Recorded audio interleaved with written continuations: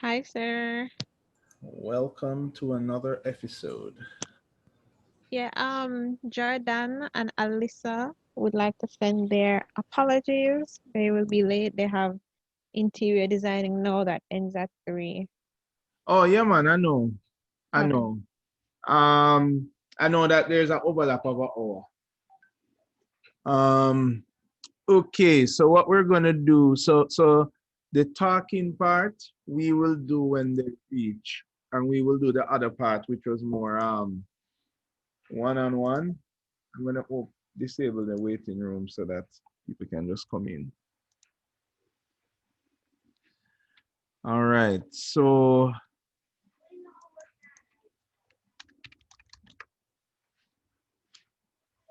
so hello, I only have one student today. Only one student. Excuse me, sir. Welcome, Candice. Hello, sir. All right, Miss Mr. Princess, I see that you are in the mountain. All right, Mr. Williams. Candice, Candice, can you mute? Thank you. Yes, how you doing? Oh, so bad. Miss Kupidan couldn't join us today. Oh, you're here. Okay. How you doing? All Sir, right. no, I appreciate how you never upload a video, Okay, which video is this now? What did we discuss the last time again? I don't know because there was no video. I have no clue. None at all. Oh, really? You weren't there? No, I You don't weren't think I present? was. No. Also, we discussed using the different programs and softwares Right. and the different ones we can use. It was a show and tell, a little bit of a show and tell, right? Yes, sir. All right. I see Miss Brown doing our studio for tomorrow. um, do you guys need the video for tomorrow? Sorry, not for tomorrow. Do you guys need the video? That video wasn't it was just a show I and tell. wanted to see what I missed because my internet wasn't working. Okay. All right. Okay then. It was super boring though. How are we doing today again now? Excuse Today me, we sir. work, yeah? Um, is Alexi. Mm-hmm. I'm not sure if you saw the WhatsApp. Oh, I get so many WhatsApps. What was it about? Oh, yes, About you were supposed to meet. meet. No, sorry, that's a different group. No, no, no. No, no, Sure. man. So I was telling you about the grades. I haven't got my grades for this as yet. For the summer? Yeah.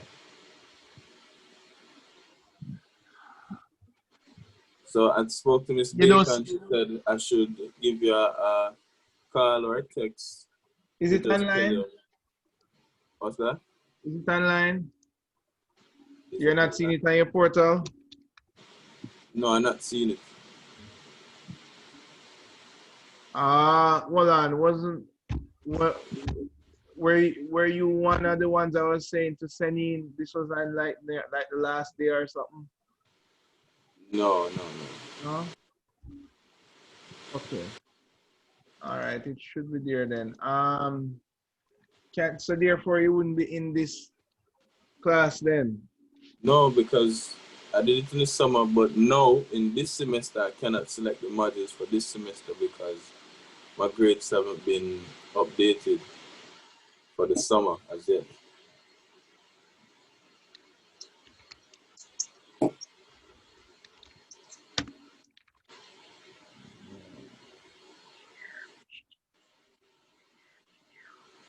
Give me a sec there, give me a sec, give me a sec.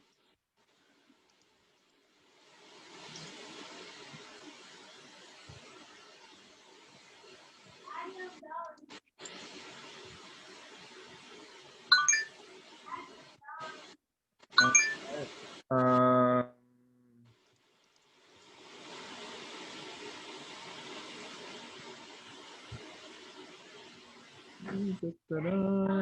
Semester 3. Semester 3.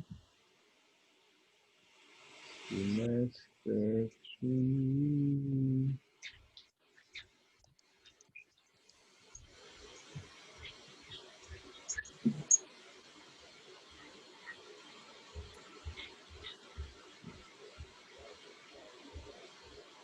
Maybe shaking the desktop. Oh, you were on the. Okay, Alexi. Yes, sir. I think it was because at the time I never see in the system. Yeah, but Right. now that's what you call it? I see in the system now. I can put in the stuff, but doesn't it have to be all right? You know what? I'll just put it in. Cause that was the problem because I didn't see a name pop up when I was entering. Alright. All right. Yeah, 'Cause so I I see haven't. that. Hmm? It's the same issue with another course, right? So I don't know if what's happening because Miss Baker can't give me a solid answer. Yeah, I Right? understand. All right, let me So put it in and then you check back to see if it comes online automatically and go from there. All right. okay. So by the end of the class, I'll copy and paste them because I have them here. Alright, thanks. Okay, peeps. So, what we're doing today, we're doing two things. We're doing workflow, which I'm going to do when everybody is here, and we are doing consultation. There is a bonus 2% giveaway today for, that means if you get 100, technically you can get 102. But that's not necessarily possible because UTech wouldn't allow me to put in 102%. You understand? But it's still bonus nonetheless. You get a bonus for handing in an interim today before tomorrow. I think it's even on the handout. Also, then I can hand in today. Yeah, but it does need to be an interim. It's not the final thing. Remember, next week is presentation, right? Wait, this is for the one that we had The selected, one that, right? right. Okay. This is just some incentive to hand in whatever you do. And no, you can't put one pixel on the page and hand it in as an interim. That doesn't count. I'm just saying. Where do we hand it in, sir? On the side? Yeah, there should be a little button that says bonus 2% something. Oh, that, okay. Right. You're a joker, man. Well, I mean, You're a joker. well, I mean, it's still there. It is every year it's there till it's on the handout literally. So it has made its way to the standard of the handout. So, So sir, people were a question. fan of it. People were actually a fan of it. So it's a free 2% just to hand in wherever you are. All right. When we hand in now, we going over it now? No, so for example, when we're gonna go over what is workflow when everybody is here, but then those of you who are having maybe a challenge or you perceive that you may have a challenge, like you look at your picture and you don't know where to start. What program should I even open this with? Or I'm hoping some of you have tried to open it and then maybe you're getting some issues like some people try opening it in Revit and it not opening or whatever. That individual problem is what I'm hoping to deal with in class time today. I remember say after today, our next class, we're basically showing the first mimic. Remember saying to start it from last week when I telling you to start it, you know? Yes, sir. Come on, Yes, sir. And I had that problem with the Revit file, Okay, good. See? but I fixed it. Oh, sir. So, sir, Yeah. saying that we started the mimic, or we're supposed to start the mimic. This class is after you go through the workflow is just for problems that we may have, correct? Right. But I'm going to start with the problems first because some persons don't come in yet, not until the next half an hour or so. Right? So you're starting now. Yeah, man. Starting now. So late on me. Also, I want to go first. All right.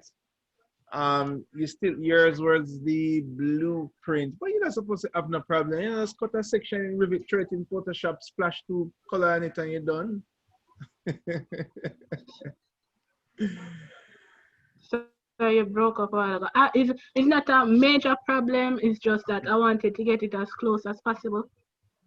All right. You want to share screen with me? To show me or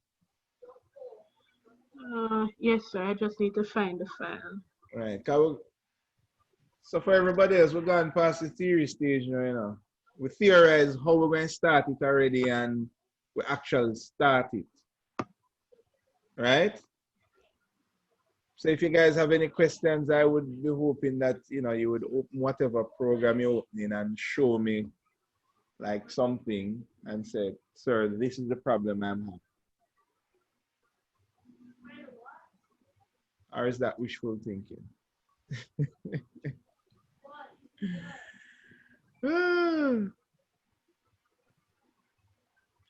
Is there anybody who is having cold feet about the mimic they have selected to do first? Like, no?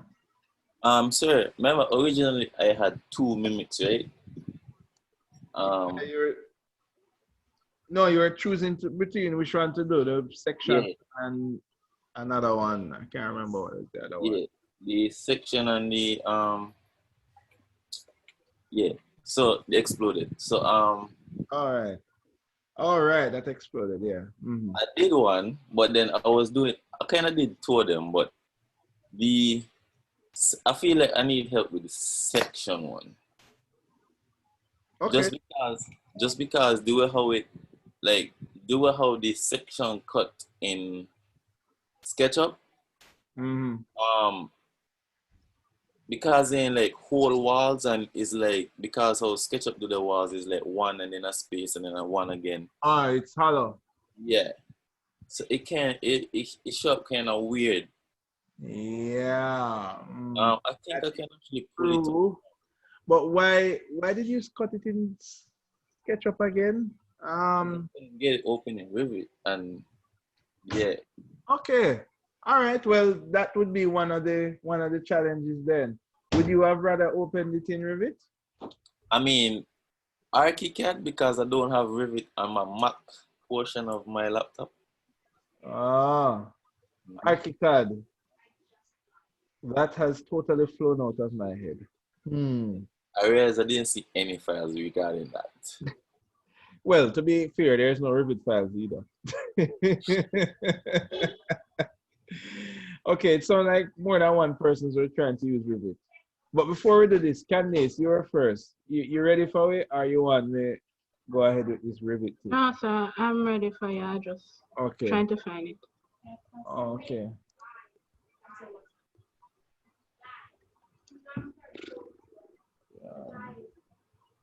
So, sir, this was it. Okay. Okay, cool. How did you cut those lines? You use Revit? These lines right here? No, sir, I use SketchUp. You use SketchUp. Okay. All right, they're looking nice. They're looking nice. That's looking pretty much like it. I see that it basically uses the same background. I mean, that's okay, I guess. That's no problem. It is a mimic after all. Oh, she get cut off. Oh boy. Mario, what are you doing, Mario?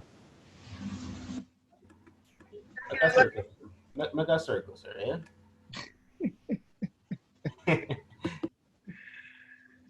Okay. Yeah? Yes, Rose, you are thinking of using Revit too. I see you shaking your head. Yes, sir. I emailed you and you know me. Oh, Lord. No, you have to WhatsApp me, you know. You have to WhatsApp me. Uh, Sir, I use it in Twinmotion and Dr. Like, what about Twinmotion? I run that in Twinmotion to do 3D. Okay, you said you did render in Twinmotion? Oh, okay. How did you get to Twinmotion? You went through SketchUp? I don't remember. I think I opened it in Max and converted it to FDX. FBS. Okay. But you would have rather done it in Revit. Yes, Okay. Okay, well, that's no problem. I have a Revit tip for you guys, right? A nice little tip in Revit that I learned. sir, can I show you my progress? Oh, sorry about that, sir. I got kicked off. Yes, I realized you got kicked off. Um, yes, I was looking on yours and I said, oh, yeah, man, Candace done. So she can just go to sleep now. I noticed you use a picture on the back. That's okay. That's okay. And you say you did everything else in Photoshop. So now what you have to do is to do that workflow for me, which is basically Oh, like a bubble so you diagram. can repeat us, please? No, I'm saying, so basically what you do now is just to do the bubble chart for me, that workflow diagram to show what you did to achieve those steps. And that would be the first minute. Okay, sir. I still have the lights to put in. All right, the communication objective. Yes, sir. Um, But how your lights look again? You can show me I'm coming, while sir. Rose gets her demo to show me. All right, sir. I'm coming. All right. Oh, you want the pictures from last week? Yeah, just show me how your light look again. Let me Okay, so let me just find the file.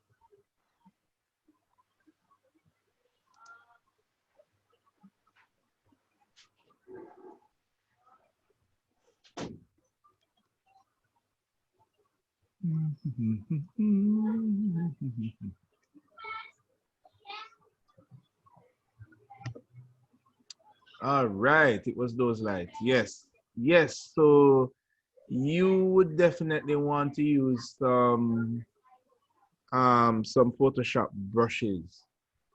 So we'll do a brush tutorial. Anybody else here doing lights similar to this for their first mimic? No? Okay.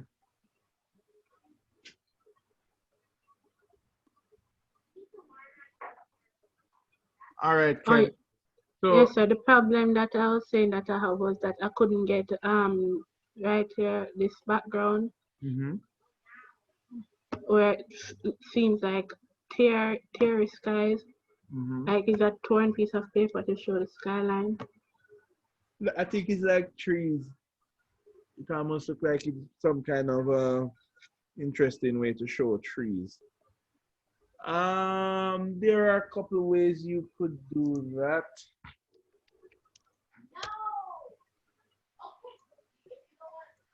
Oh, sorry, I'm using this computer. Photoshop.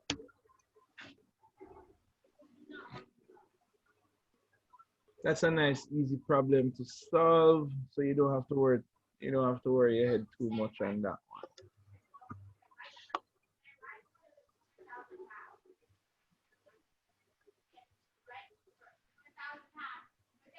Okay, so let's say that you, by the way, guys, so of course this tutorial goes for anybody who wants to do something similar. I don't know if you happen to want to do something similar. And of course, there are many ways to skin the cat. So just because I show you this way certainly doesn't mean that this is the only way. All right, so let me just put that disclaimer out there. All right, so show me the picture again, Candice. Let me snip it and put it right beside this picture here. Okay, sir.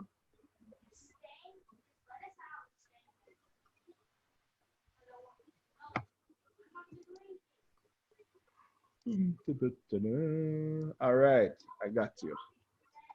All right, so I'm gonna just stick this right here for the time being. Oops. Come on, copy and paste. Why are you not pasting?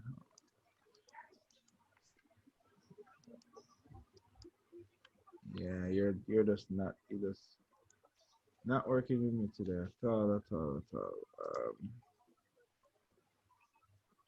I probably can't copy it that way. In the meantime, I'm not Revit.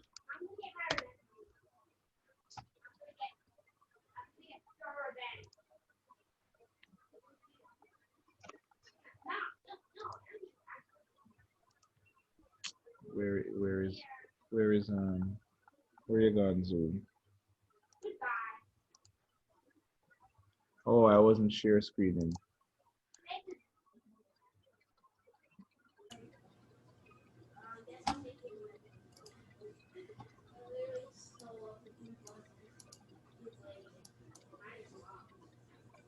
All right, maybe I can copy it from here and I can paste it here. Okay, good.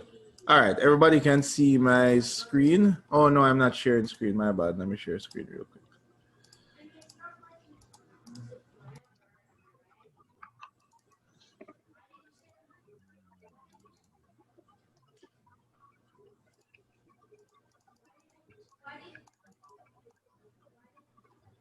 Okay. All right, good. Everybody can see me nice and clear? Okay, good. So this is what we have here. So what Candice was asking is some approach. How would we do this kind of rough kind of clipping here? So let's say that we have this very straight edge. If I can just click OK there, and then I'm going to pipette our eyedrop. Everybody know about the eyedropper tool, right? Yes, sir. Good. So I'm just going to. I hate when Photoshop combine these things. I can never remember which one of these is the sub tools for eyedropper. Jeez and peace. Ah. Anybody remember which one is the sub? The eyedropper? No, not that. I think the shortcut is. Oh, there we go. Right. It was right there in front of my nose. Okay, so let's say that we have this box like this, and we have that the same color there.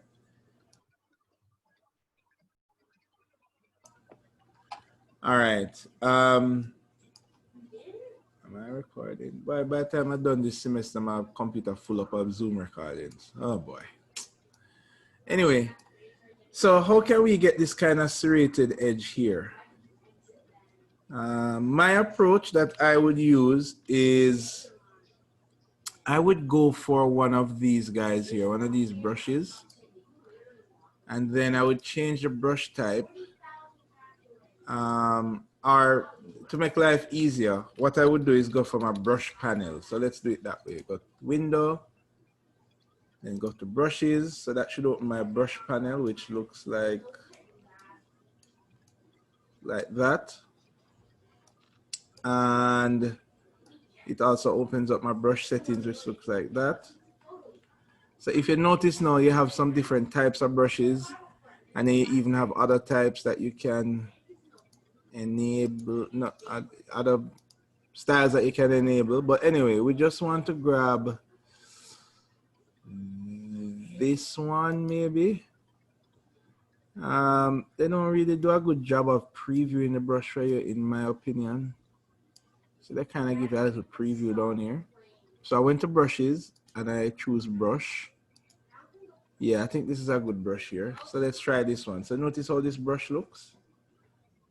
So what I'm going to do is make this brush a little bigger. Let's see if this works. Oops. And I'm going to be erasing, not adding. So I'm going to go erasing here and choose maybe this brush. Make it bigger. Then I'm going to rotate this brush. I don't know if I'm fast. You guys know about this already? So if I click and drag, I was hoping for a better effect. Let's see if I can get a better effect. Let's go to the size. Size is okay. Angle is okay. The spread. Yeah, maybe. I'm not sure if I would. Well, it kind of looks like it. I mean, it can pass. So this is what I would do. I'd draw for a brush and kind of just. Maybe let me try to rotate it this way. Nah. Maybe turn down the opacity, sir, or the flow. Right. You know, kind of mess with it that way.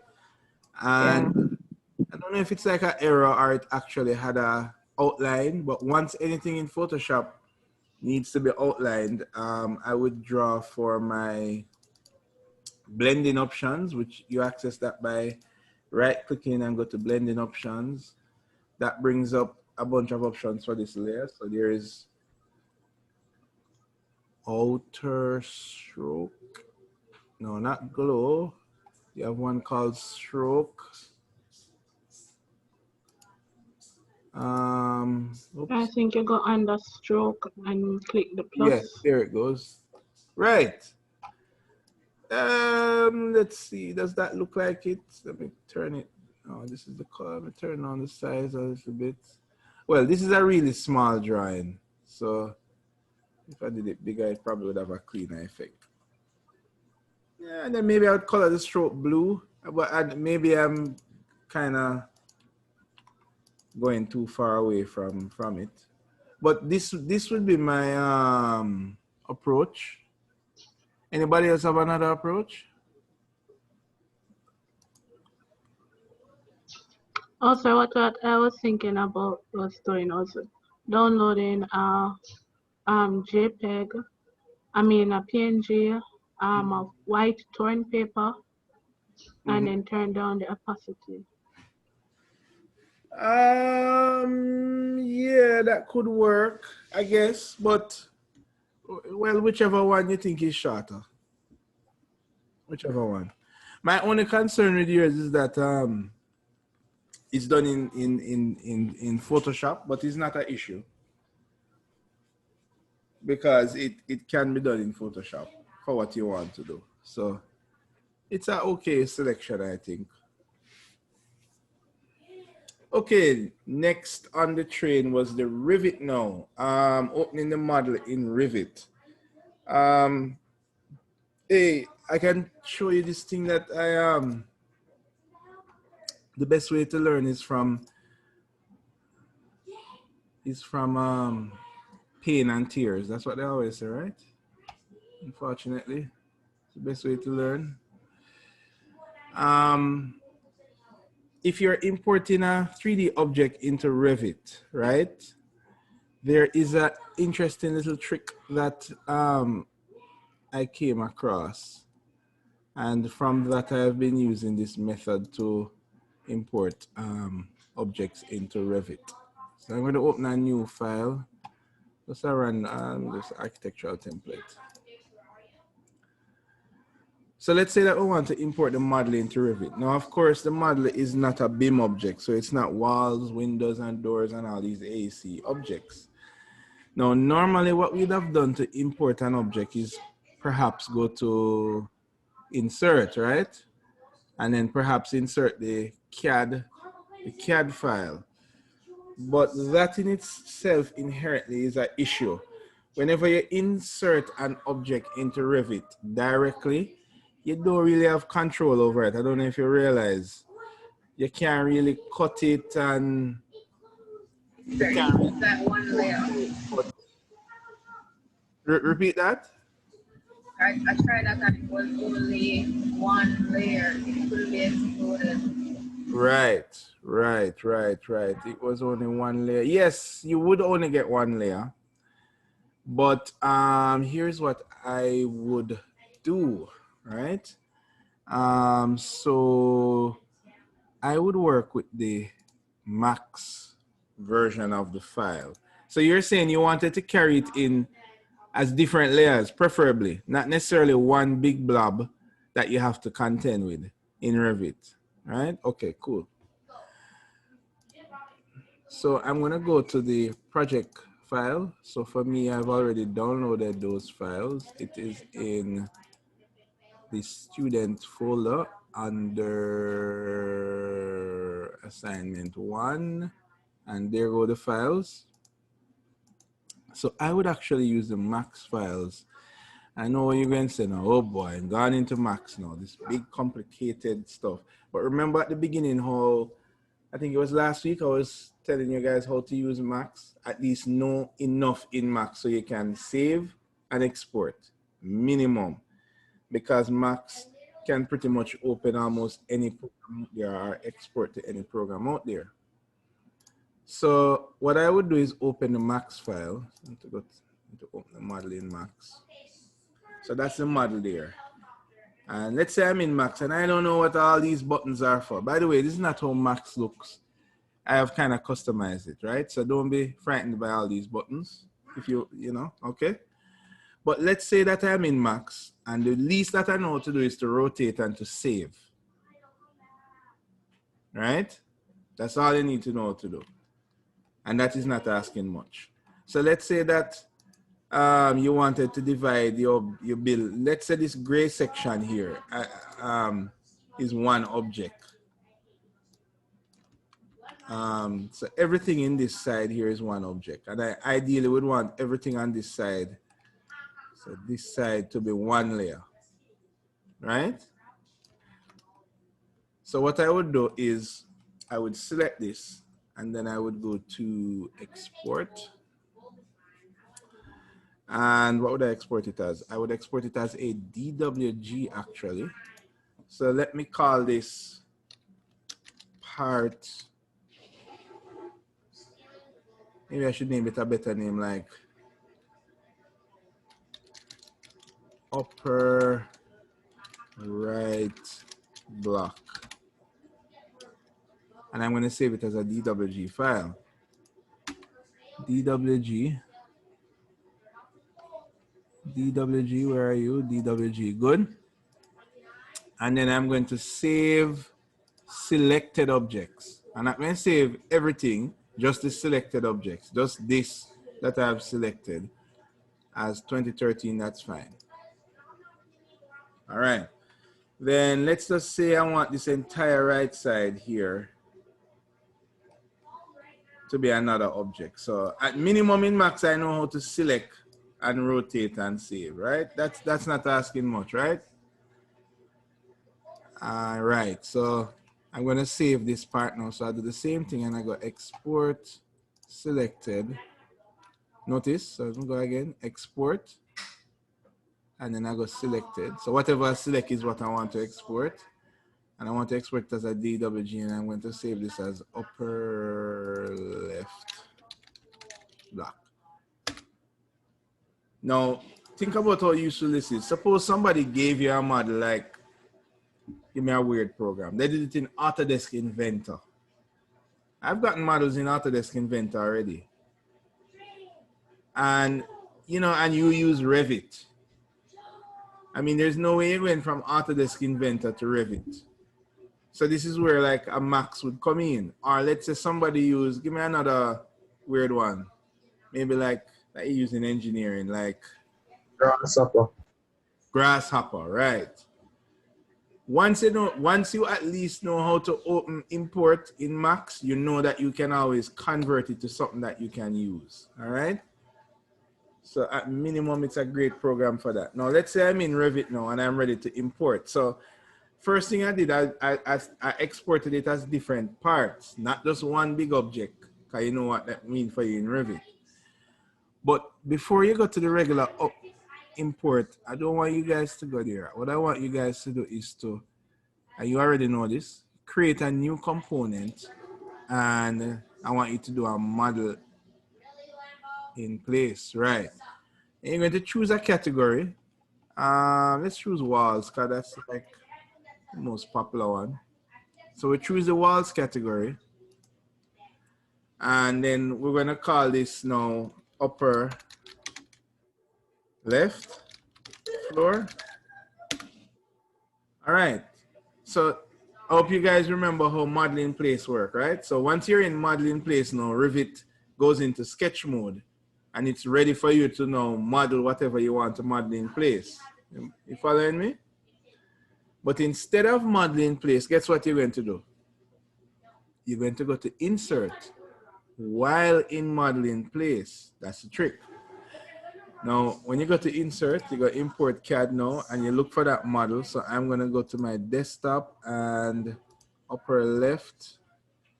Did I name this file upper left? I don't even remember. I hope so. Anyway, I'm going to open it.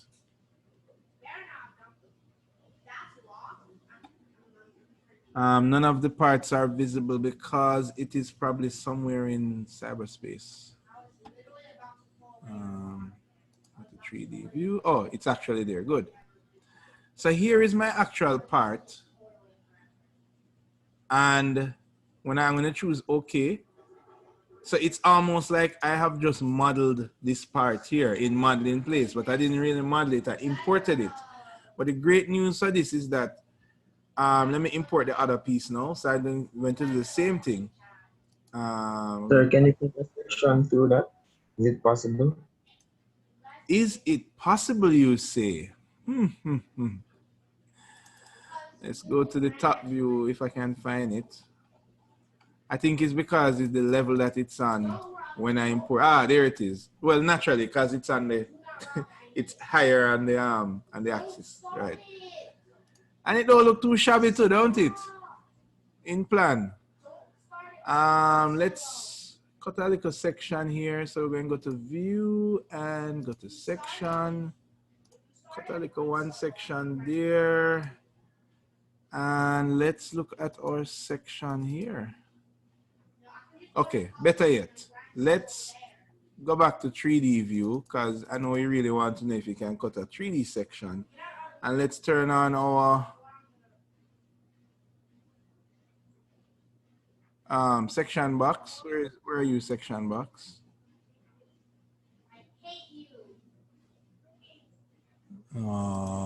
Ta-da. There we go. Right.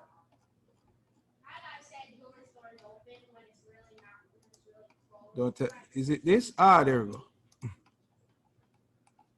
Let's look at it in shaded. That's not too shabby, right? All right. But check this out. When you are in, let's go back to your section view. Because this object is a wall, it will abide by all of your standard override rules. So for example, and I'm going fast here because I expect you guys, you already know this stuff already, right? So, you know, just like how you could make your foreground and your background and your cut pattern and everything show, all of that will work with an imported object now because you went to model in place and then imported the model. You understand that concept? Yes, sir. You got it, Rose? Okay, so check it out. I'm going to import the other part of the model, right? So I'm going to go to, let's go back to architecture. And I'm going to go to, oops, model in place again. I'm going to choose the wall category. And let's call this, all right. I name it because I don't want to get confused. These are like makeshift layers. And then I'm going to go to insert and insert CAD. All right. And why don't I see it same place? Oh, is it because I have this box on? Let's delete that. Yeah, let's turn off that section box. There we go. So everything will drop in the exact position and they will all operate according to how a wall would cut for section or display anything. I mean, I wouldn't recommend that you import all the windows and the doors separate and thing, but you can import your model in a very strategic way. So I can go back here now And what I can do, I can hide this side. Let me hide that side. And then now I can just export this again now, this piece now again. I can select everything here and go export selected. Export it as a DWG again. So let me call this lower floor and choose OK. And then go back here and I do the same thing again. The architecture component, oops. I'm gonna go to a model in place and go to wall, name it.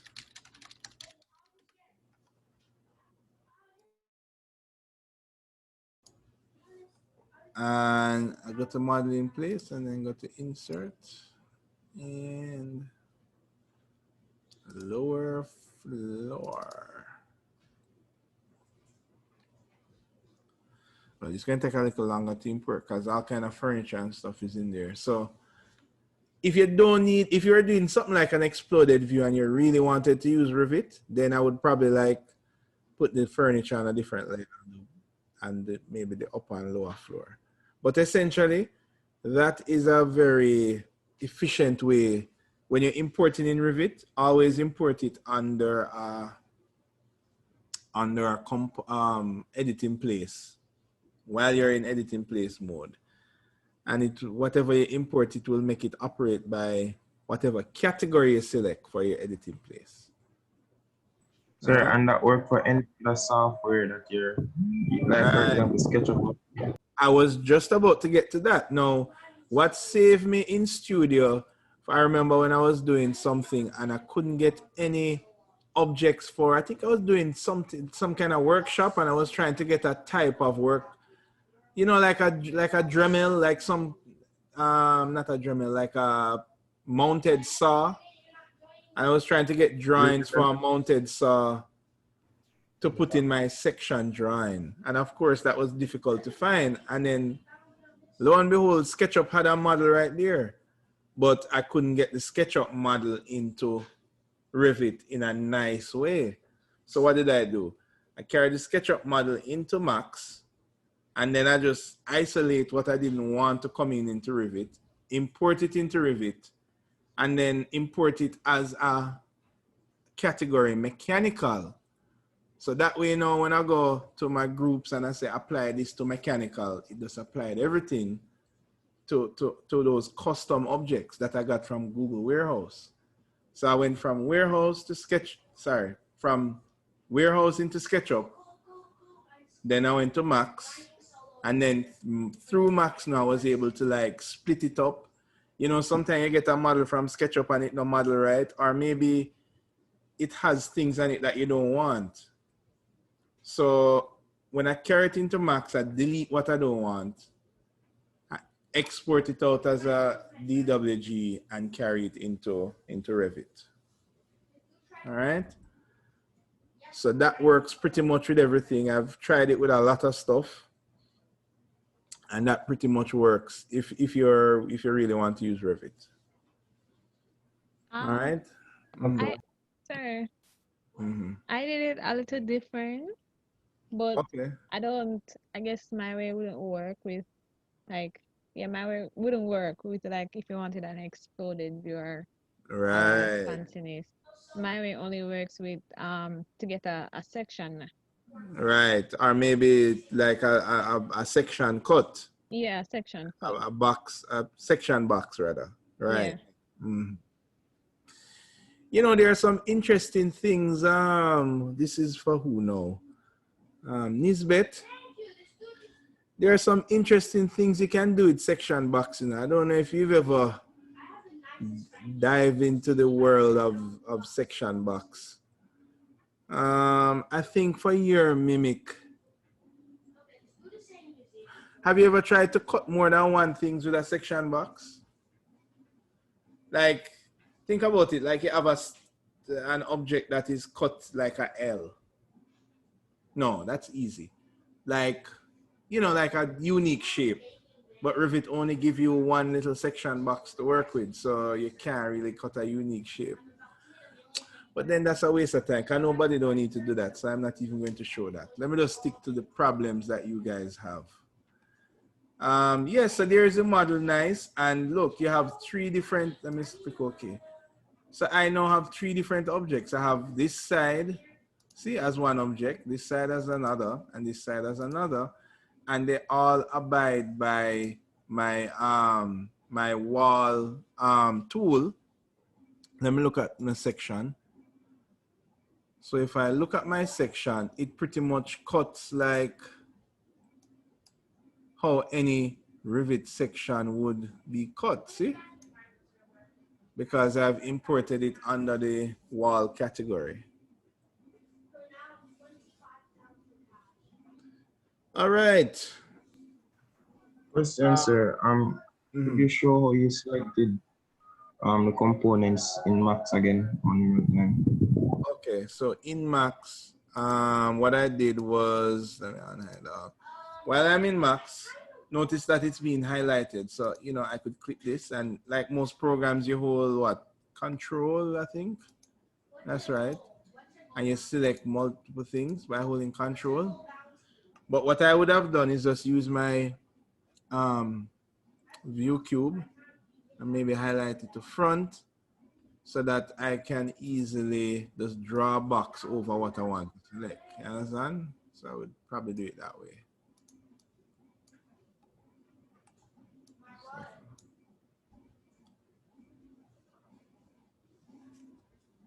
Okay. And then export it as a component. No, I export it as a DWG. So for example, if I just wanted to export just this one window here along with the window frame, because I know when I get into Rivet, I want to carry this component into Rivet as a window. So I would need to just export whatever I have selected by going to the icon and then go to export and then go to export select.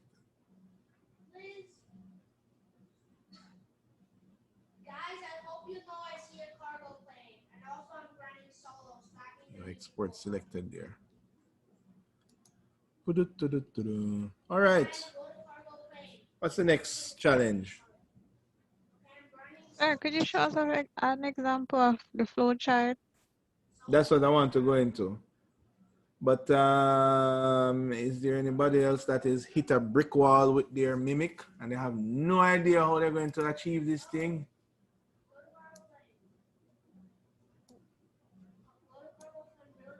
No? Why Miss Cupid looking at me like that? Yeah, I could just just show you what I have for the section. Look. I don't cut it, it's just to I could just. Yeah, man, you can show it to me. Mario, how you doing? Sir, where you can find the recordings for the classes? Recording? Where are Yes, we? sir. You're here. I was in here for week 2. What did we discuss again? I did a show and tell. And we talked about why use Photoshop, why use Illustrator, and so forth. So you're saying you want to catch that lecture? Okay, sir. Because I haven't really started this as yet. Oh. Did I explain the handout in that lecture? I can't remember. I think I did. Can you stop share screen for me? Oh, yes, okay. Stop share. Meanwhile, I'm looking for that lecture. Mario, I'm looking. I think I definitely did save it.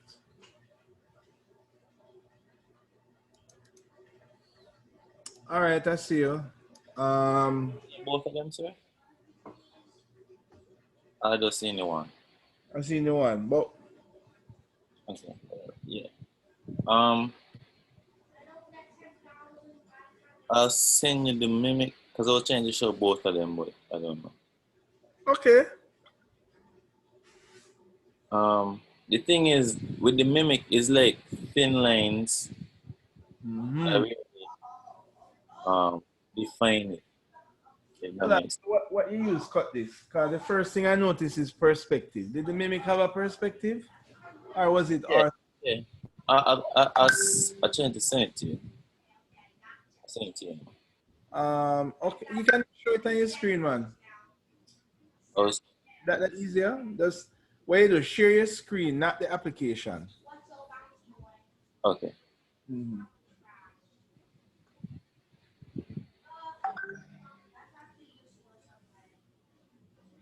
Jordan, what's up? Hi, Mr. Sir.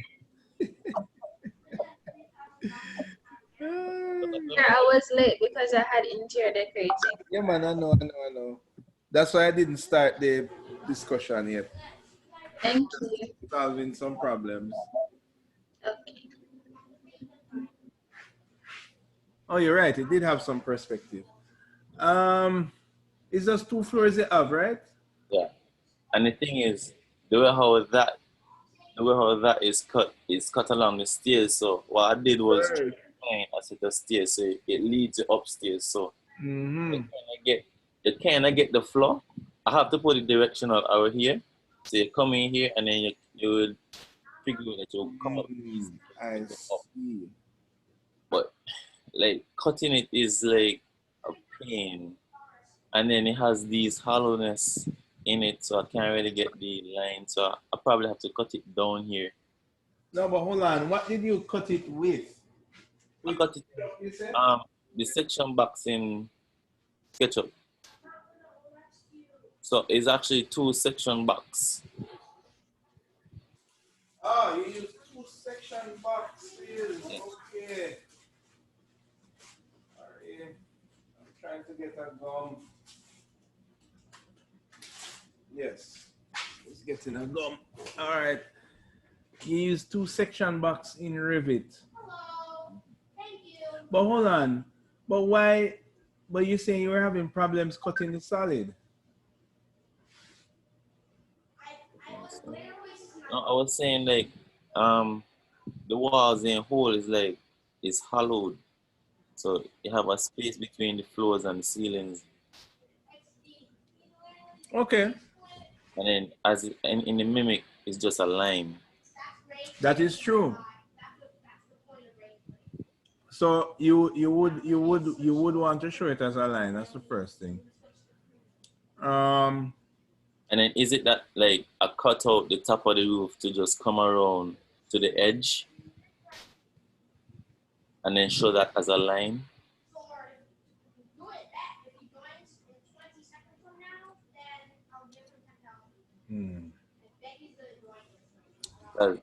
I'm looking at the model here.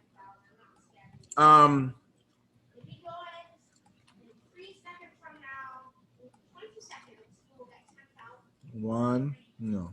1, 2. 1, no. 1. What I'm wondering is why you didn't cut it. Let me share back my screen.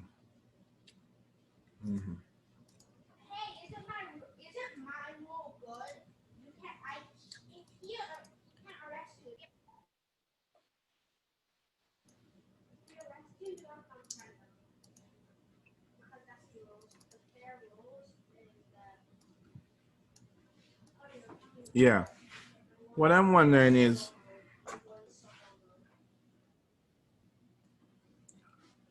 because you have the opportunity to run this in 3 angles. You have this way.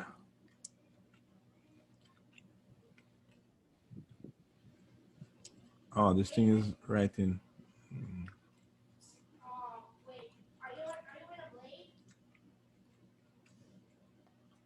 Then you have this way. Then you have upstairs and that way.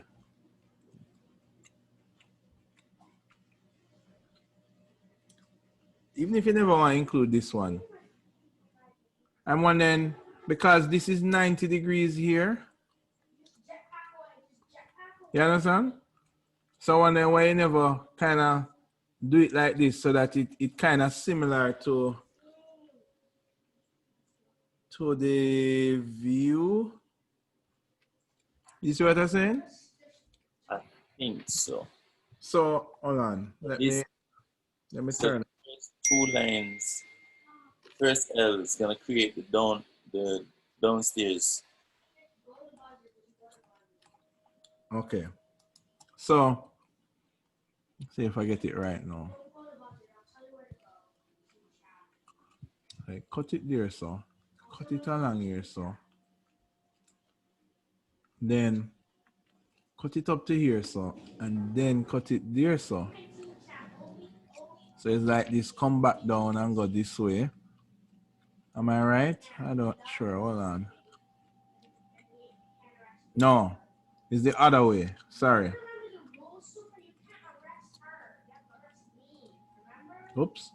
There's no redo. I can only undo. Wow. This, you want to keep this side here open, right? So you cut up, go across, then you go down, go across here, go up because the stairs is there. Oh, I would have to twist this the other way. All right, cool. All right, so this is the open space on this side.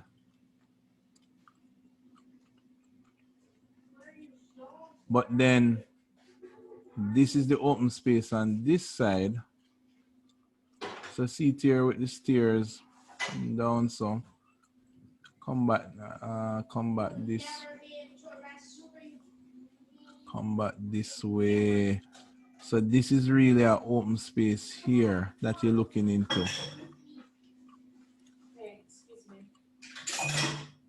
So that is the section there. So it's almost like the sides that are cut would be this side.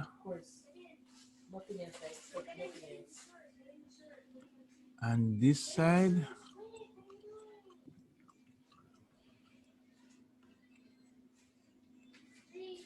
That's not exactly like the mimic. But the thing is, the mimic is a different building than yours.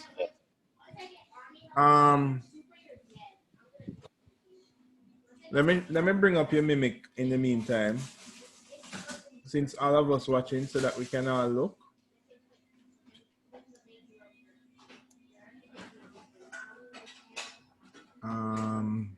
This is too loud, okay?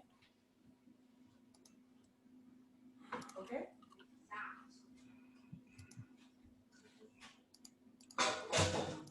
Here we go. Let me go here. And we go to here. Nope.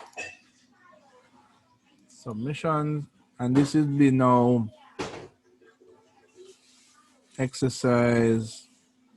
assignment 1 part 1. That was when you, right. It's just going to remain on my screen. So, and we're looking for Mr. Nisbet. Section. There we go.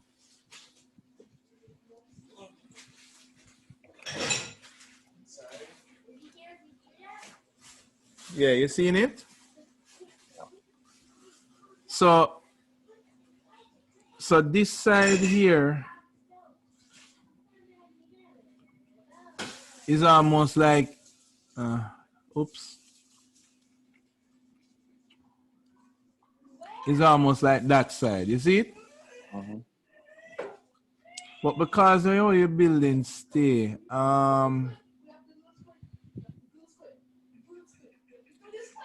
okay, see it here? Because how your buildings stay, sorry, I can't sketch this so good. Oh my goodness.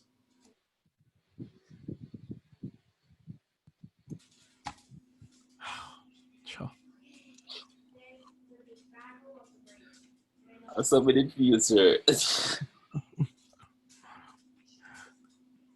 All right. What?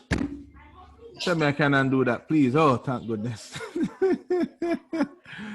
Whew, thank goodness. Yeah. All right. Sir, I So have a thought. So for this, so you see this side. Hold on. Let me not lose my thought process. Come back around. All right. So let me go back for the yellow now. So you cut in here and then you cut in here. You understand? Mhm. So what happens now is that this side is open, that side is open, and then inside here is open. How would you cut that in Revit? That's 3 section boxes. So have you read I cut it in In SketchUp? SketchUp. You find it easier in SketchUp? Yeah. You pull a box, to open up a box and just adjust it how far you know want to go. Okay. But what I'm not getting with this is right. Okay, you see this part, you have the arrow pointing from the mimic to your sketch. Yeah. Okay, you have it coming across to the gray upper portion of the building. Right. And that's like 2 different levels. All right. Yeah, but remember that So is it that it comes straight through and then from the section box that's cut to that building show both upstairs and downstairs? Okay, all right. Tell you what. sir, this is what I was thinking. What you could probably do, Brighton, the piece on the left upper piece, maybe you could hide that and cut the section through the ground floor, and then cut the section on the right side through everything, just like how Surly draw it a while. Well, okay.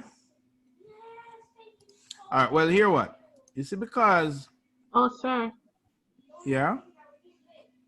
This suggestion is going to say put in a lot more work. I was going to say, why doesn't he do it like rows where he does it piece by piece, and then for each piece he drops it in Photoshop? No. Well, I would go with that to the last resort. I would try to solve the cutting in a thing that tool, in a tool that can cut. Okay, but let me just kind of do this a little, because fortunately for me, I use Max, so I can simulate better what I'm saying in Max. So yes, there's a section tool in Max as well. Let's move button. Right. So what I was saying is, you cut that there, and then I'm gonna duplicate that.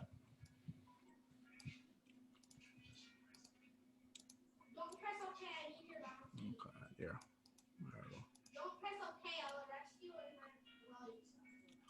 All right. So far, where's the mimic? Oh, it's here. Let me leave this on top. Good. All right, so follow me now. I can't cut this last part in Max because this is a little bit more. It's going to take more time. But you see, what am I doing? I have a ruler. I have a line tool. Duh. Crazy. You see it? All right. So see, you get your step there now, going up. But here's the trick now.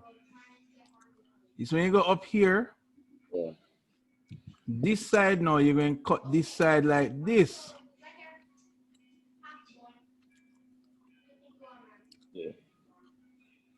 So So you kind of get the other part of the stairs going up like that and over like that. Let me see what I'm saying. Yeah, kind of so. Yeah, so it's almost like this cut, yeah, this going cut here, so and cut back in like that. Right. Yeah, that's a good thing to figure out, man.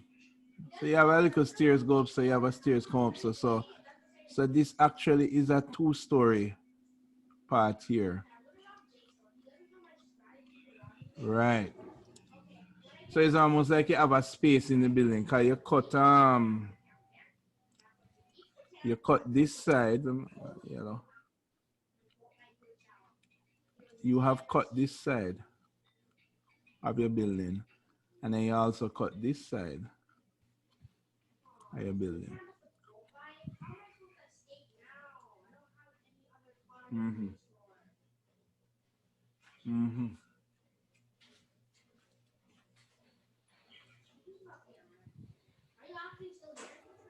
Yes, quite an interesting thing. Quite an interesting thing. But hold on, you follow the cut that I'm saying? I think the trick with making your mimic sell as a mimic is try to get your steers to show the same kind of, what you call it now, circulation as your mimic. Cause it don't have to be the same building, but it need to feel the same way, and then you just use the same colors, kind of gray. You're not showing floor thickness. So watch here now. You see when this goes in Photoshop now, what you would do is you would erase all of this. You'd erase all this too. You'd erase this. You understand? Yeah. So you would just be left with the pink. Right. Don't you guys wish you had this one to mimic? No. I actually want to change. It's fun to figure out. I would love to see you use it in the studio project. That will never happen. You will never live to see that happen. Okay. All right. Is there any more questions, or can we go to workflow? How did you get the show, man? Remember, I finished with you already. You know, all you have to do is to export. Yes, you just need to export the piece of the model. Oh, sorry. I thought you meant me show you. Right. Okay, you can share your screen. Let me stop, man.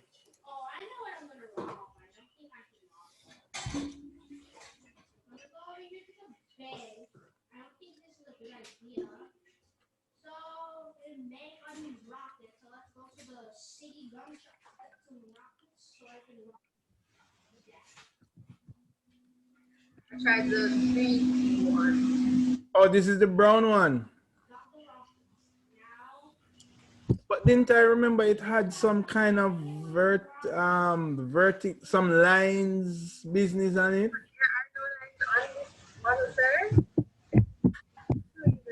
But that's what I mean.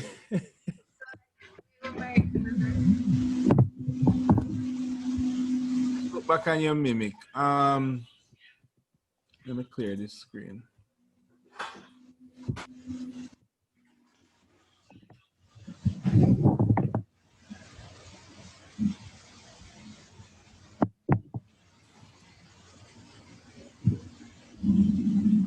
And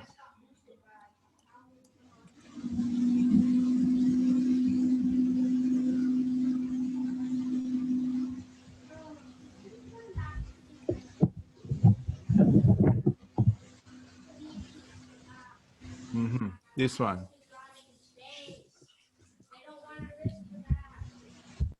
Right. So you know what is missing? Remember that this is highlighting a part of the building and the rest of it is in black and white. Right? Yes, I was wondering if I should highlight like over here.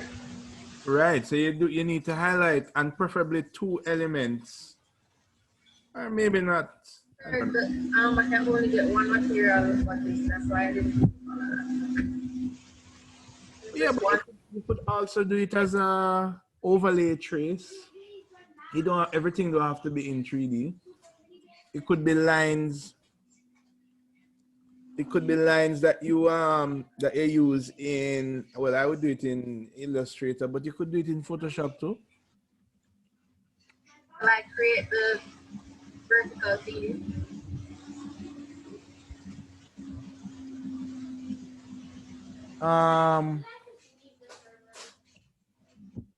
You know what I would do? I would probably use a material hatch in Revit that is vertical, and then I fill it.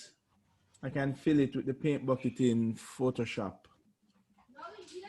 I can fill the section because I don't think you can get away from the verticality because it's a prominent feature in your mimic.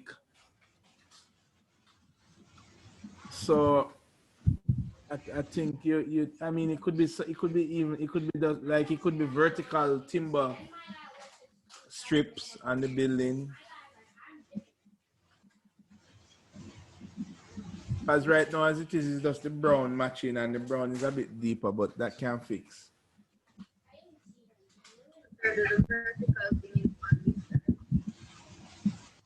What about the vertical? This side. Which one? You can hear outside now. It sounds like you have a fan in the. There, music down the road. Oh, okay. Yeah, I was saying the two major elements is that part of your building is black and white and part of your building is brown. That's the first thing. The second thing is that there's a lot of verticality in the building. That I'm not sure if you can include. But I think I could have used the material to represent it. Because I think if the vertical elements are missing, then maybe a piece of your mimic interpretation would not be there.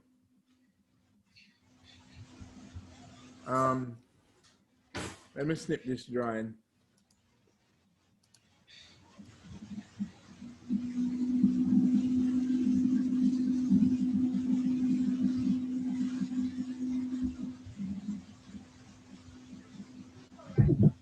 All right, so let me share about my screen.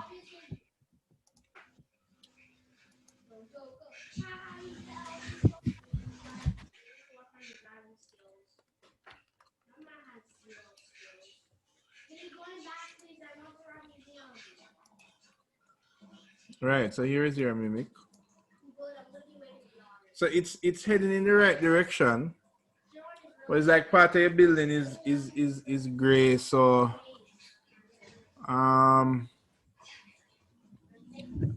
would probably find a clean part to make big gray. I'm seeing a gray screen. Say again? Same, sir. A gray screen. Repeat? We're seeing a gray Screen. The gray screen. It's Yes, only sir. gray on the There's screen. nothing else there. Gray screen, I got you. Yeah. We're good now. Yeah. So it almost look like maybe this side of your building is the black and white side.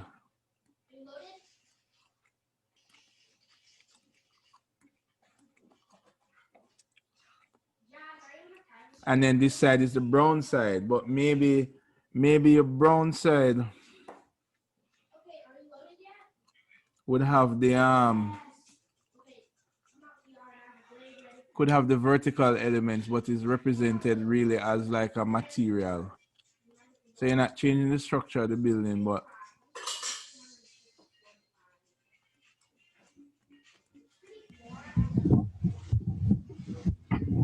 and guess what? Maybe it's only the top part there. Maybe Oh, like maybe brown down here, so it's black and white as well.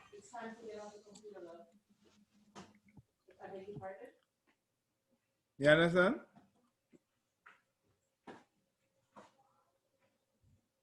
You're muted. yes, sir. I get you. I could overlay to get the difference, to get that one side one. If I get what you're saying. So where is the blue? More likely would be some kind of gray. But as I said, I don't know if you can get away without including more vertical lines. So you would have to make that judgment on your own. Okay. Alrighty. Okay.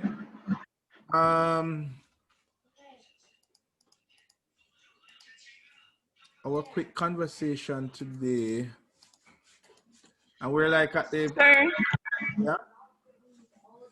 sir, I would like to ask a question about my sketch, about my drawing, the section with the many verticals running through it. I'm not sure how to translate that into the model. Oh, because your mimic. Tiffany's sketch. I'm not sure if you remember. Your mimic image was tall. Yeah. Okay, I get you. Same, sir. My image was tall compared to the model. Can I change? Most certainly not. Come on, don't give up. It just won't look like it as much as I'd like it unless you let me go up at like 2 more floors to this model that you gave us. Then everybody has to go up 2 floors then. I mean, not everybody image tall, so. No man, okay, no. Look, there's a couple of things that you are that you're looking for.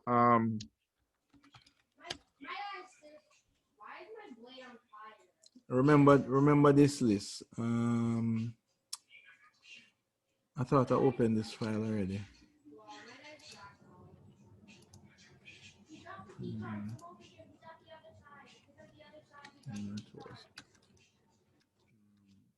Let's see. You know what? Let me just type it here. I'll just type it in a Google Docs real quick.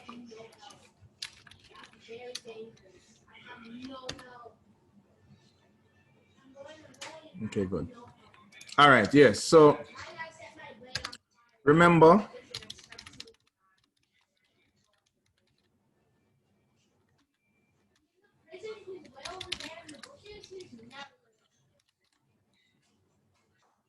color,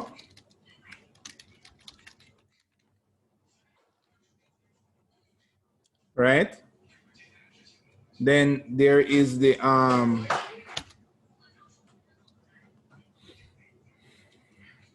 how you put it now? Render style.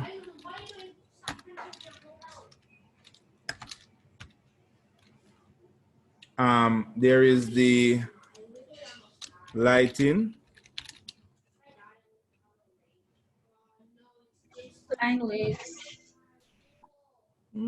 I will group the line weights under render style. Right? Yes. Then there is the, this is the tricky one now. What do I call this now? The similarity transfer. No. Okay. Identify similarities. Okay. So the color speak for itself. Like if you have tones of green and red, then you use about the same tones. Look at your background, use about the same tone background. For your people, if it's like a silhouette black or silhouette white, things like that. The render style, some of you are doing stuff that are outlined, right? So it have one thick line, but some is photorealistic. It don't have any outline. You know, like when you're in SketchUp and you can turn on outline or turn it off. Then the next thing is lighting, the sun angle. If you make everything else the same and then the two sun angles are different, then your mimic not going to look similar. This one now, the identify similarities. A good example of that would be the conversation I just had with Nisbet. You see, because his model cut through a stair, then he would be looking to cut into the stair of his building, even though it's two completely separate buildings. You understand what I'm saying? The sketch that we did a while ago, that I seem to have closed, with the brown building. The upper floor is the floor that is brown. So you would make your upper floor brown as well. But in all of this, none of them don't do nothing to do necessarily with size. Oh, there's a last one, view. None of them don't have really anything to do with size because you can't change your building. Then there is view. It might be a view at a particular angle, or it might be a view where the building is small and the camera is far from the camera. Things like that. So these are the things that you want to match in your mimic without changing the size of the building, without changing the design of the building, sorry. All right, look on the color, look on the render style, lighting. Sure. But you remember my drawing with the section with the vertical things going through it? Yes. And it's very permeable. For your section, right? Yes, sir. Hold on, was it that one or was it, which one was it? Was it this? No? No, that's the floor plan.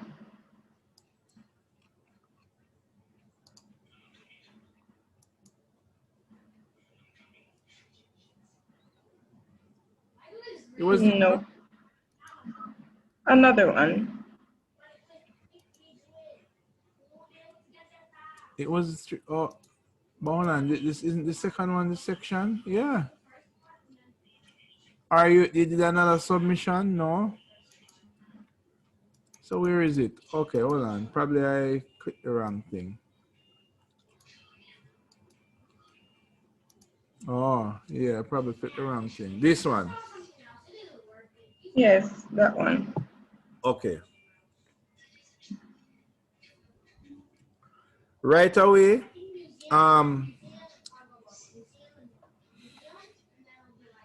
do I still have this open?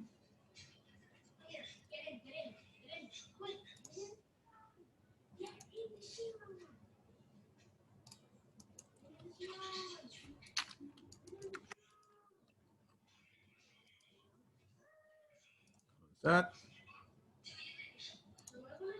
Yeah. Right away, these lines that I have here, if I print this, I'm not even sure if it's Illustrator or whatever, but let's start there. Let's start there. If I print this as a PDF,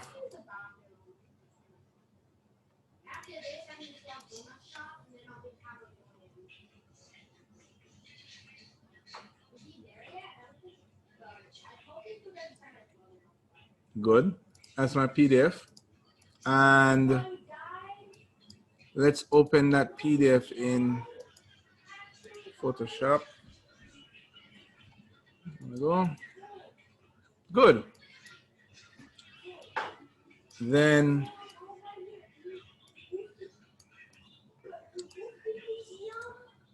probably not the right place to do with lines, but it's okay. These lines here. So look on the first thing with color. Where are you? Let me keep this on the left.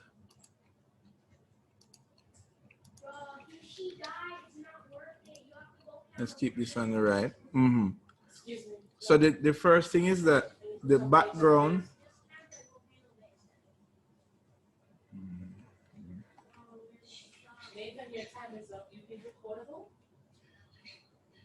Hold on a second. Pause. Just let me enable this thing here.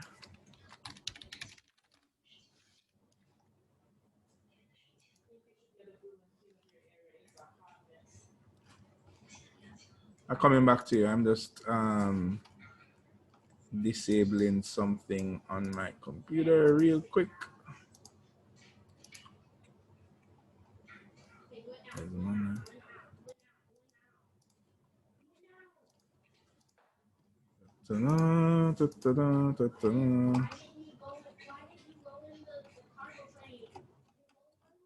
Coming back to you in just a second. Let me disable these and disable that.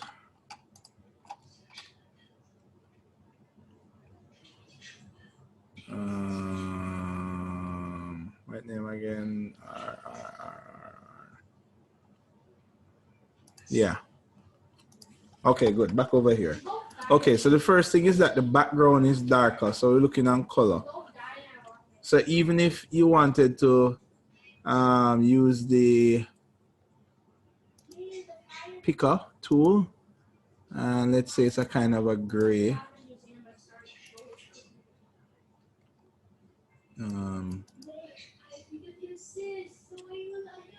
Layer. Here you are, layer. And create a new layer. And let's fill that layer with gray. But then this layer here, I'm going to use blending options to make all of the color be white. Oh, no. Where is the color? No, sorry, this is contour. Where is color? Color is here, right? The color be white.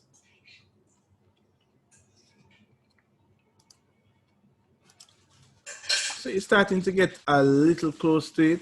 And then now you have this kind of brown semi-transparent fill here. But it's more like a texture that's inside of the walls. So you would probably get like, from the internet, maybe like a wood texture. That is maybe like this. I'm kind of just drawing from straws, multiple places. And a new tab. Open image in new tab. There we go. Right. And I'll just copy that, paste that here. Oh, where is it black and white? This needs to be color. Right. Paste that here. Put it on the layer below. And maybe start making it more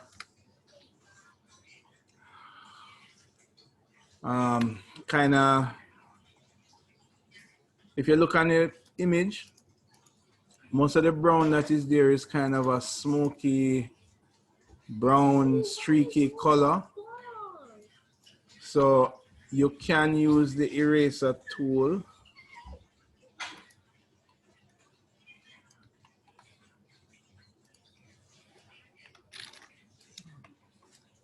here. And you want to try to get that smoky color. So now I would get the eraser tool now. And then, oh, what do you know? I'm actually on that brush already. Maybe decrease the flow, maybe. I don't know. Something like the flow. Flow need to go all the way down to like 1 or something. I don't know. But you see it. You see that kind of a brownie, but with white. Actually, it's gray. So I would go back into the color overlay and choose like a more gray, white kind of a color or something. You know, to kind of, you see the direction you're going? Yes, sir. Right. So when you really break it down, the drawing type, if we look at what we have here, when you really break down the color, you know the background is a dark color, and the smoke, I mean, that is a brush that we can add. I can show you about brushes real quick. Sorry, might as well show you that now. To get this kind of smoke in the background, I would use a brush tool, which is, where is that now? Here, my brush tool. And Photoshop have a lot of different brushes. Expand this.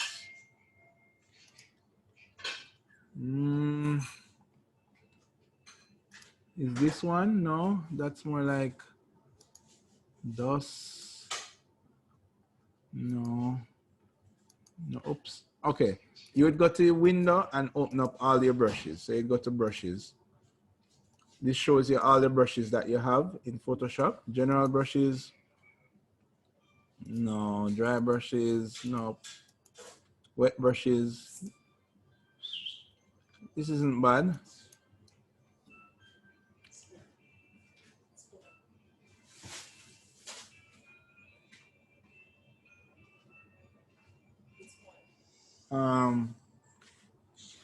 Maybe this one could work. Wet brush. Let me see if that works. You want to make it bigger. Actually, it does kind of. Let's what's the brush tool? Sorry. Maybe make it bigger. I don't. Not really, right? You seen that?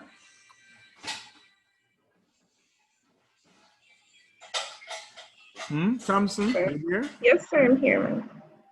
So here's what you would do. You'd want to get a smoke brush. So for example, if you just go to Google and type Photoshop, I mean, that's like a lot. Smoke brush.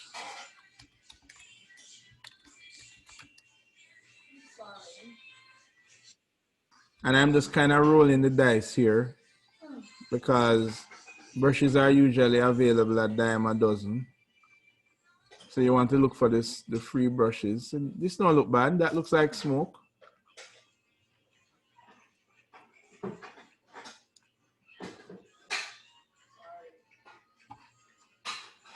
And how brushes work in Photoshop. And this also goes for Candice as well, right?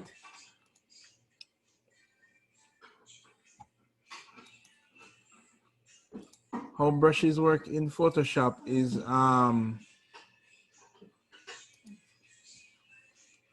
this is the brush file. I would extract it. And when you extract it, you see these files, see here, brushes. All you have to do is double click it. And that's it. Once you double click it, it will actually show up. See here, free smoke brushes. It will just show up in your brushes window. Now all you have to do is pick one of these and hope for the best. Here is the smoke. Oh, that looks pretty cool. You see that? Yes, sir. Pick another one. So you have all kind of interesting smoke patterns. Maybe these smoke look too real. Let me make the canvas a bit taller.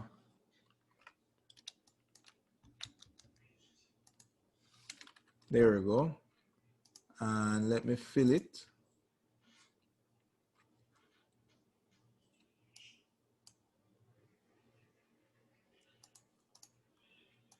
Good. So now you can see the effect a little better now. So if I go on a new layer now and then use the smoke, well, I need to use it with a different color, like black. Yeah. No, it should be white. I don't know, something like that. Maybe this smoke is not the right smoke. Because you can clearly see that your smoke, where did your smoke go? Right, so that is your smoke. You understand? Yes, sir. Okay, in the case of Candice, like how I'm here already, when you go to brushes, what you would do is you would look for light, volume, maybe brush. Oh, maybe I have to type Photoshop brush because of course there are other types of brushes. And then you've tried to find a nice one. Oh, look at this. This isn't bad. Is this up to, oh, look at this. This looks pretty good. I've switched over to Candice here, Thompson. Yes, sir, I realize. Right. All right, so I've downloaded some light brushes. This was based on the one that she showed me. So I downloaded some light brushes and you can see just free. Just type Photoshop light brush. It's completely free. And now you go back to your brushes catalog and see it down the bottom, light brushes. So you pick one of these, choose a color, maybe like yellow or something. And let's put on a layer. Let me see if I see it. There you go. You can see it? Yes, sir. So that is pretty cool. And that is how you get brushes. Let me turn up the brightness a bit. So for those of you who have lights, that's how you would. So brushes solve the whole smoke thing and the whole light thing as well. So we can just go and type it into Google, light volume brushes, Right. Adobe Photoshop. Right. Or smoke brushes. I mean, there are rain brushes. I mean, check this out. You can even type PSD tree brush. And you probably would get like trees as brushes free, maybe, hopefully free. Nope, these are not free.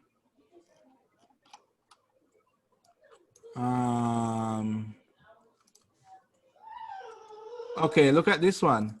So this one is free tree brushes. And this is for Photoshop again.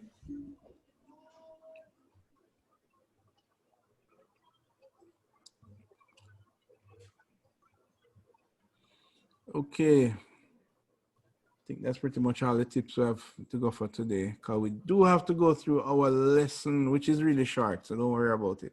It's not going to be long. Sir, just remember to send the trees that you promised. The trees? My email. Yes, the realistic trees, the photorealistic trees. Okay, sir. What does it, okay, all right, no problem. I can't send you all of them. You want to pick one? The folder is humongous. All right. By the way, did you know, guess what I learned from my DDM students this year? See, I learned something every year now.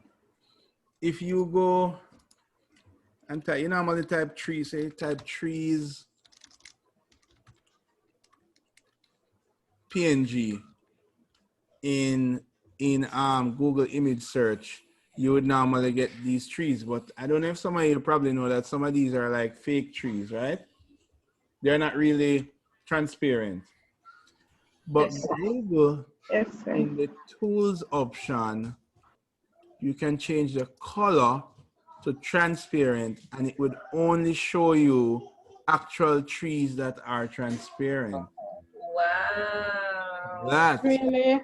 exactly. You know how much years I've been searching, and I'm like, wow, you guys have taught me something. So even this nice big tree, I can be confident that it is fully transparent. I don't have to like download and realize that it's not really transparent, right? So that is pretty cool. So by doing that, I've gotten a bunch of trees here even before going to my catalog. See? Nicely transparent trees. Oh, sir, all the time we have wasted. Okay, so I want to just touch on a key point. Okay, the brush is finished download. For the tree? Yeah. Yeah. Well, you want to see it? Yes. It's just like, okay, all right, no problem.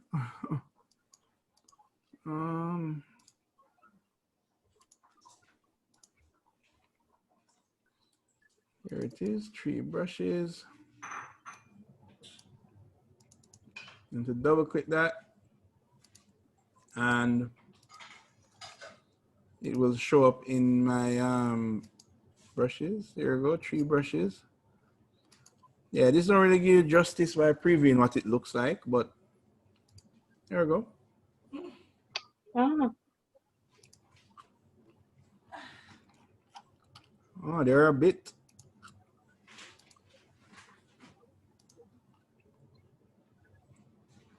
So brushes is something that you guys can really utilize when you're doing your photoshopping for any of those effects.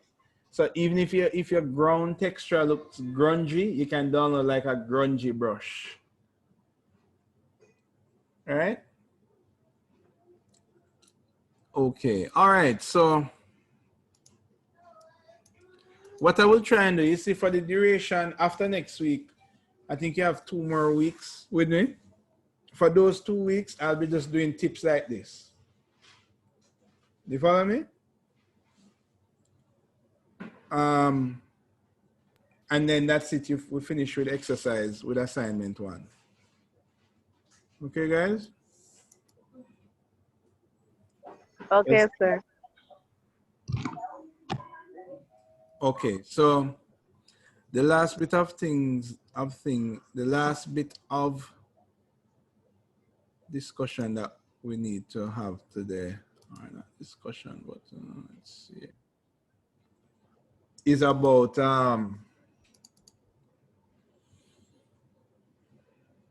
here we go,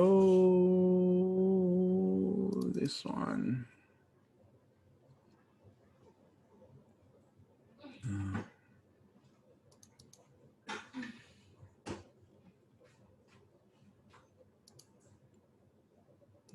Project document, no. Okay, here we go. Okay. It's about workflow. So remember, it's 3 items you're showing us next week, right? Let me just pull that up. Go to design computing. Go to AC1. And the password is what again? AC1 2021. All right. And I'm looking on the assignment 1. And what it is saying is that this is what we're showing next week, right? The workflow chart, which is a simple bubble diagram, nothing complex, nothing you need to Photoshop. The original image and your mimicked image. All right? If your mimic image is fine, you don't have any, you can hand it in then and there, and then you focus on the other 3 images, right? If you feel like you got feedback that, boy, you could make it better, then you can hold it back. What I am really grading you on is how you have figured out a path to create this mimic image, and you properly document it. And I don't mean like an essay. I mean just a simple visual chart to say, okay, I use this first, then this, then that. All right. So that's the example that I'm showing you now, which is workflows.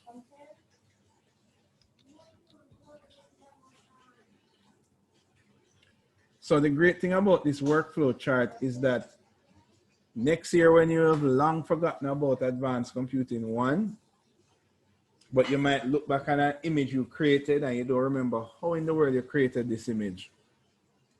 You have a workflow diagram that tell you, oh, I use Photoshop first, then I use Illustrator and so forth and so forth. All right. So a workflow diagram is a visual representation of a process. That's all it is. And I don't know how much I've ever done something before, totally forgot how we achieve it. It wasn't documented in any way. Worse if it was documented as paragraphs, which don't really quickly visually connect with us. You could look at a diagram like this and easily know what comes first and what comes second. But why I want to tell you this is that there are some universal languages of doing a workflow diagram.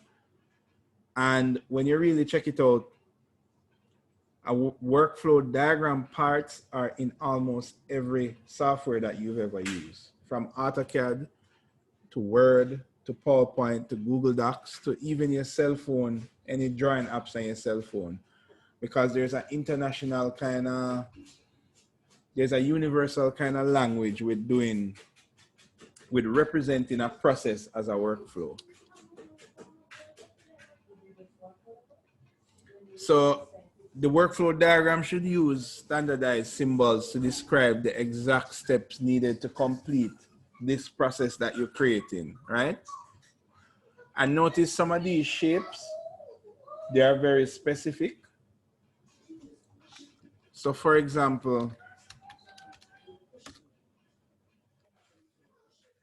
if you even go back to your PowerPoint and open your basic PowerPoint, almost every program that you have, notice these diagrams here and check it out, workflow.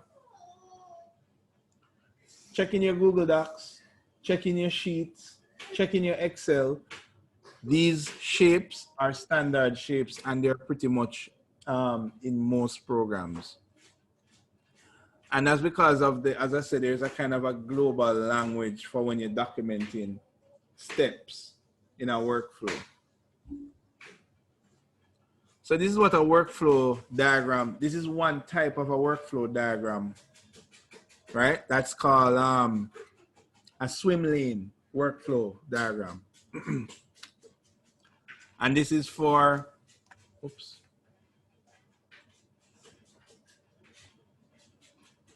For creating, oh, I can't zoom, you got to be kidding me. I can zoom this way. This is one for creating pizza. So if you look at how these swim lanes are, so you have these rows here, and this is where you start. And notice when you start here, everything that happens in this swim lane is only for the customer.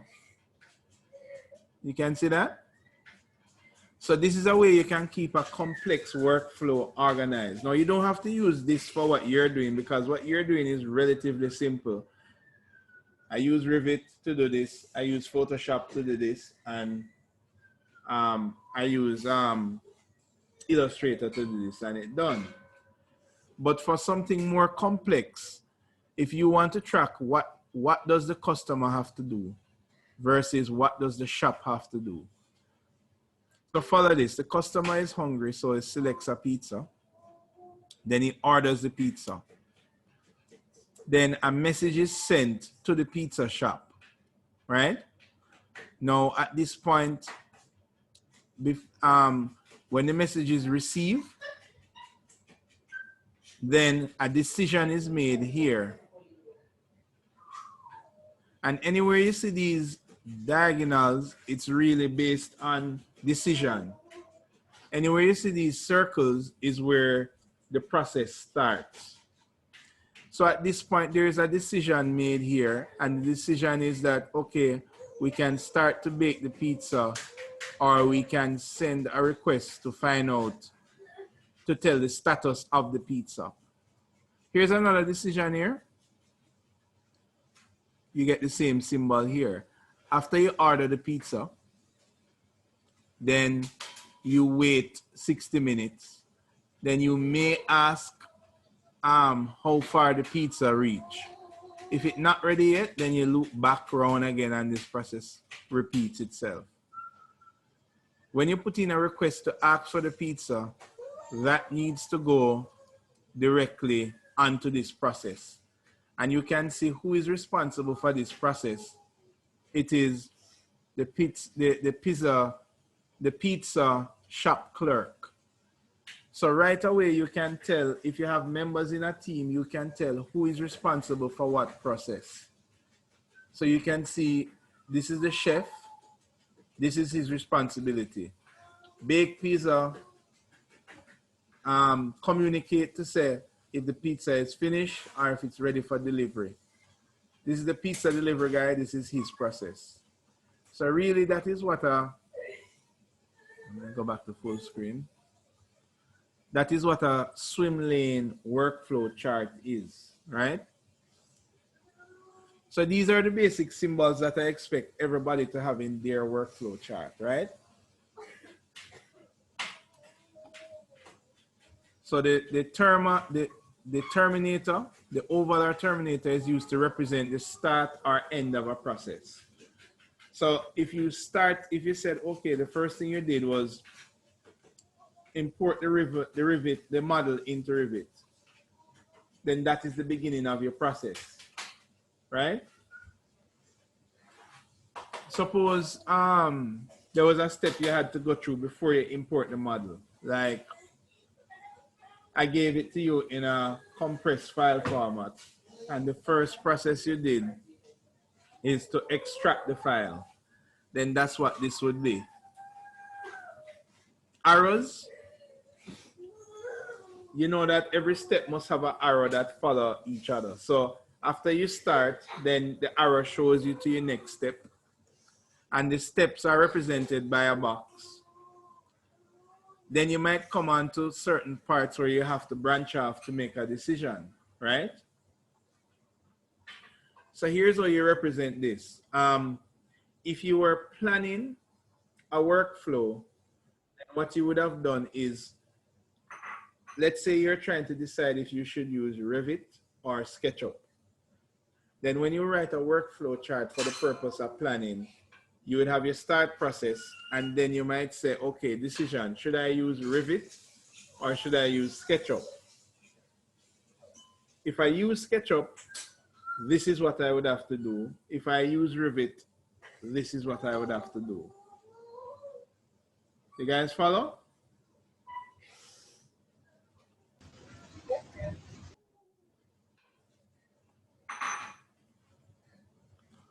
And that is really the basic symbols in any flow chart. Now, when you start get to a more complex flow chart now, like let's say you're trying to map out how members of your group should attack a particular job, then you would need additional symbols. And these are the additional universal symbols for a workflow. Now, you guys may or may not, you may not need to use any of these as such. I think you can pretty much get through documenting what you did with just the basic symbols, right? Now,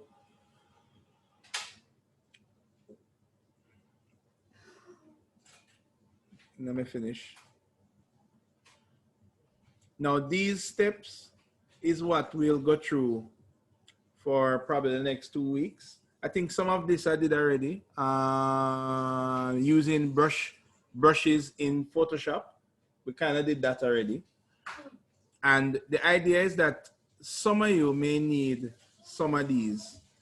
Maybe you may not need all of them, but you'll need some of them. And every class, what we'll do is go through some of them. And for those of you that need it, see how it applies to your mimic. So I went through brushes already.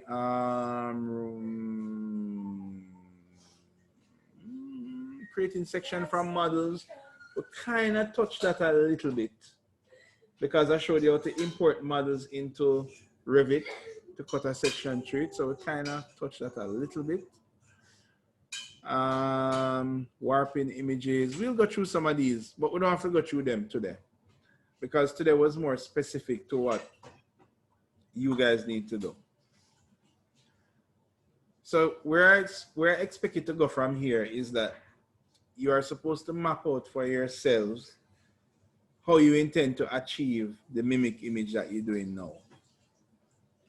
Some of us, we got some examples. The last one I did was which one was it? Was this one. And I don't know if you remember for this one, the steps that was done. So if I was trying to map out a workflow for doing this, anybody remember what's the first thing I did for this one? So we'd have a start process here. Anybody? No, you know who should remember? Thompson should remember because this is your own. Exactly, right? What was the first thing I did? You took a section from Revit and bring it into Photoshop. All right, so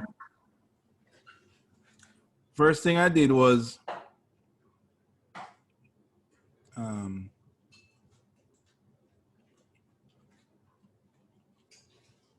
import into Revit. Import model into Revit. So I went like that. So this is the first step here. When I'm in Revit, and this is how you can do your workflow. What you can do is put little bullet points there so you can track what you do. So while I was in Revit,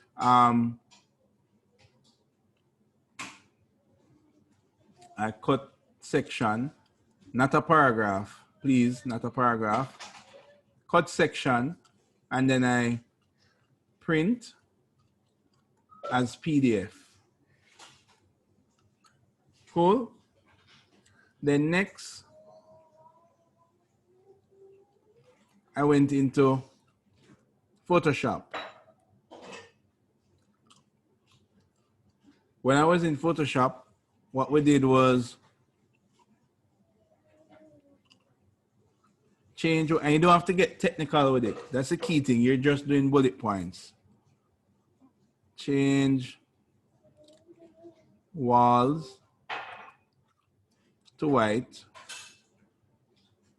You don't have to say what tool you use. I mean, you can if you want to, but you really don't have to because it's really just documenting the process.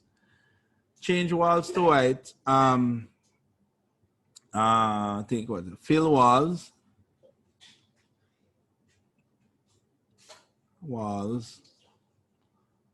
And I filled it with a texture. I guess it's going to fill walls with texture. It's hard to write vertically. That's why the writing is like this. And then I use brushes for entourage. So for example, all of those trees that you see in there, all of those people, including the smoke, were all created with brushes. So I could just summarize that to use brushes to create entourage.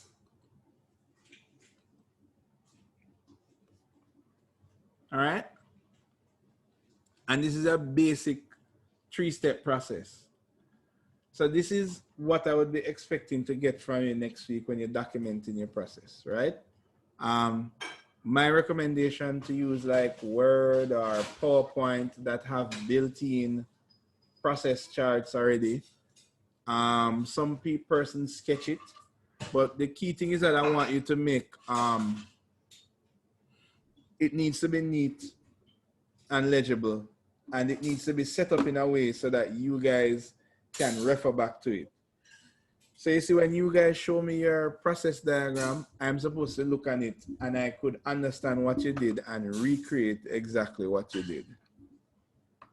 Everybody understand? Right. So that is really what the presentation is about. It is not about finalizing your mimic. You need to show me a process and then have proof that you're basically showing me that you understand the process that you employ. When you're talking, you can even discuss decisions that you made, right? Some persons, when they're presenting, they say, okay, first I designed this process and then I hit a brick wall and I realized that I couldn't use Lumion to do this thing. So I had to go back to the drawing board and whatever you. So that's kind of like what it is. It's kind of like telling you the journey, how you achieve this image. And then all of us will see each other's process and then we'll learn from it. Cool? Good. So everybody understand exactly what to do for next week? Yes, sir. All right, cool. All right. So I guess that is it. By the way, your major project handout, right? Just letting you know, Miss Ramrak had done it up and she has given me to review. So I'm reviewing it now and you guys should have it by today, sometime during today. So I know she said she would have sent it Friday. So just so you know, so I'm the one that has it now, looking at it before you guys get it. Okay? So you can look out for that. And that will come soon after we finish the assignment one. All right? Okay. So that is me for today. Sir, while we're working on it, we could send it to the email. Yes, if you notice on the handout, there is a bonus 2%. Remember I spoke about that bonus 2% earlier. Here you go. If She wasn't here yet, sir. oh, see it here. Upload interim progress for a bonus 2%. 2%. Sir, not the finished thing. Not the finished thing. You just need to show me how far you reach before the day is out, like before 12 o'clock. I know I operate at 9:59.9 already. So, you know, but so this is here. You just need to click on it and a form will come up and you just upload whatever you do. You can just do a screen clip. It have to be something that makes sense, right? Obviously, if you upload a blank page, you will not be getting the 2%. Cool? But it is 2% out of 100, right? So if you were going to get 100%, technically you'd get 102. Oh. It's possible and you take system anyway, but you will get your 2%. All right? And for some people, it make a difference. All right? All right. So I look forward to those interims later. Sir, can give it till tomorrow. Till tomorrow? No, but traditionally this is on the same day. Wait, sir, you said well, later? This is not traditional instances, it was supposed sir, you to know? be done for today. Distant learning. Okay, let's see. Struggles. I have no internet right now. This is data struggles. But tomorrow in studio, your brain is not going to be Yeah, here. but still late in the evening, sir. That's fine. Okay, no problem. Show me Yes. Appreciate by it, tomorrow. I don't have a problem with it. Thank All right. Thank you. No problem. Thanks, Gina. Remember, the 2% only qualifies if you've sent it in before the end of tomorrow. So if you send it in Friday, you don't qualify. But at least, you know, say you reach far in your presentation. All right? Yes, sir. Okay, guys. So Miss All Ramra, right, sir. see you on Thursday. right? Okay. You did. How has the lecture been going? It's okay, sir. It's going. All So, right. sir, Mm-hmm. if if me upload to them, I get extra 1%. You get an early 2%. An early 3%, you mean? Early 3%, 2%. sir. 2.5. Remember, technically, you guys started it from last week, you could just upload what you did already. Yeah, but I don't say nothing. So far, I've seen 2 persons work that could upload and get 2%, just like that. Because technically, it's an interim. Free money. Okay. So you're not sorry for them. They want the look of 3. Well, it's already 2. Excuse me, sir. So sir, I'm looking at the brief of assignment one. So in all, we're supposed to have 4 mimics. Yeah, but you're only presenting one of your mimics next week. So if you look at page, what page is that? Page 2.